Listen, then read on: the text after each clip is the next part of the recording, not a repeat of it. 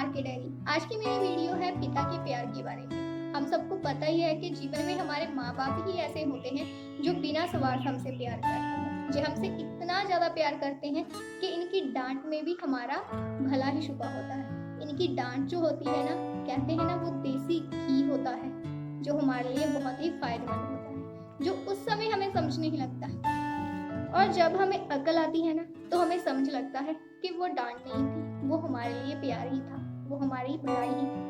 तो फ्रेंड, अगर अभी तक आपने मेरे चैनल को सब्सक्राइब नहीं किया तो जल्दी से कर दीजिए मेरे चैनल को सब्सक्राइब। और चलो करते हैं शुरुआत मेरी आज की वीडियो की। दामोदर बचपन से ही बड़े बुद्धिमान और होशियार थे।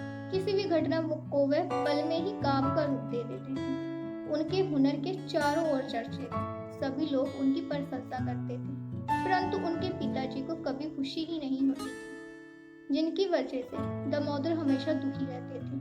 उन्हें समझ नहीं आता था कि वे अपने पिता को कैसे खुश करें। इसी तरह समय बीतता गया और दामोदर का कवि रूप भी निखर गया। उन्हें भाषा, समर्था और विचारों का भी अच्छी तरह से ज्ञान हो गया। दामोदर की प्रशंसा चारों ओर हो रही थी, पर पिता के मुख से अभी तक उसकी प्रशंसा के लिए एक शब्द तक नहीं निकला था। उनकी इच्छा अधूरी ही रही थी कि उनके पिता उनकी प्रशंसा करें। उनकी प्रशंसा राजा ने सुनी और उन्होंने दामोदर को अपनी राज्यसभा में आने के लिए बुलावा भेजा। तो दामोदर ने उनका बुलावा मान लिया और वैर सभा चले गए। वहां उन्होंने अपनी बहुत ही अच्छी अच्छी कविताएं सुनी, जिसे सुनकर राजा को बहुत खुशी हुई और उन्होंने खुश होकर दामोदर को एक इनाम के रूप में एक रथ दिया। रथ लेकर दामोदर घर पहुंचे और अपने माता पिता को सारी बात सुनाने लगे। माँ ने खुश होकर कह दिया कि कुछ हमें भी सुना दो।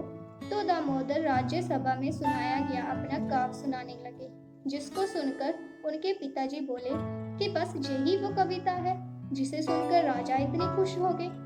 पिताजी की बात सुनकर दामोदर उदास हो गए और यह बात उनके दिल में जा लगी और उन्होंने घर को छोड़ दिया।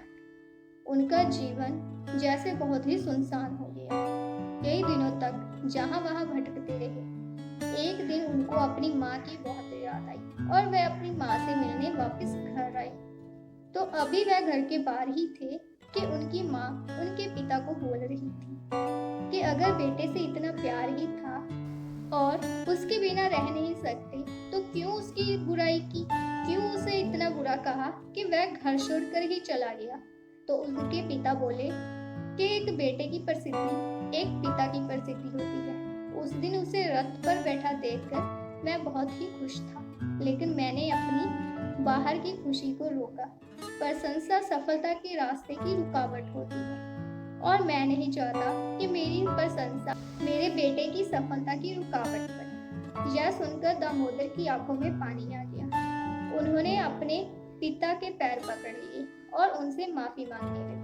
उनके पिता ने उन्हें उठाकर अपने गले से लगा लिया और उन्हें कहा कि वह प्रसन्न है।